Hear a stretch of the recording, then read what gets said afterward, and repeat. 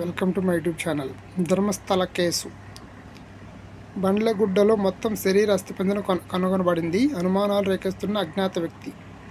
దక్షిణ కన్నడ ధర్మస్థలలో శవాలు పూడ్చిపెట్టారన్న కేసులో ఎస్ఐటి ఈరోజు కూడా గాలింపు చేపట్టింది. ఈ సందర్భంగా బండ్లగుడ్డలో తవ్వకాలు జరుపుతున్నప్పుడు ఒక పూర్తి అస్థిపంజరం లభ్యమైందని సమాచారం. 4 పెట్టెల్లో ఎముక అవశేషాలు. ప్రస్తుతం సమాచారం ప్రకారం నేటి గాలింపులో ఒక పూర్తి అస్థిపంజరం అవశేషాలు లభించాయి. వాటిని బయటకు తీశారు. ఆ అస్థిపంజరాన్ని కార్మికులు 4 పెట్టెల్లో బయటకు తీసుకొచ్చారు. దీనిపై విచారణ జరగాల్సి ఉంది.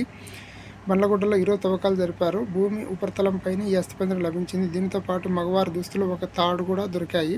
ఇది సుమారు 1.5 సంవత్సరం నాటి మృతదేహమని అంచనా వేస్తున్నారు. తాడు కూడా ఉండడం వల్ల ఇది ఆత్మహత్య అయ్యే అవకాశం కూడా ఉందని భావిస్తున్నారు.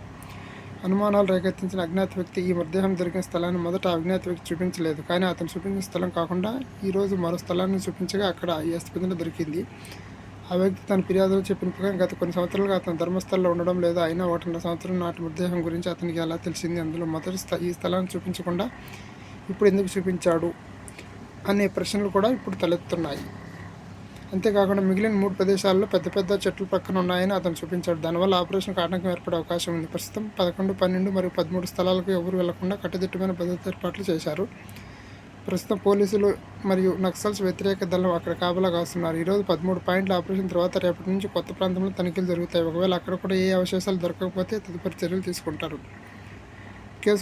కేసు కొత్త మలుపు. వందల శవాలను పూడ్చిపెట్టిన ఈ కేసు శనివారం కొత్త మలుపు వచ్చింది. దక్షిణ కన్నడ జిల్లాలో ఇంచెల్లంపాడు నివాసి జయన్ అనే వ్యక్తి శనివారం సాయంత్రం బెల్తంగల్లో సిట్ అధికారుల కార్యాలయానికి వచ్చి ధర్మస్థలంలో ఒక 15 ఏళ్ల బాలికను పూడ్చిపెట్టేస్తారని తనకు తెలుసని తాను దాని ప్రత్యక్ష సాక్షిని వాంగ్మూలం ఇచ్చాడు. దాని ప్రకారం అధికారులు అతన్ని ఈరోజు విచారణకు హాజరు కావాలని ఆదేశించారు.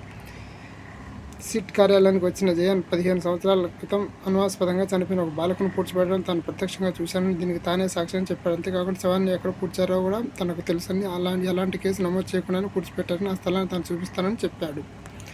ఇది విషయం. ప్లీజ్ లైక్, షేర్, సబ్స్క్రైబ్ మన ఛానల్. సబ్స్క్రైబ్ చేసుకొని ఇలాంటి వీడియోలన్నీ మళ్ళీ కంటిన్యూగా వస్తూ ఉంటాయి. Thank you very much.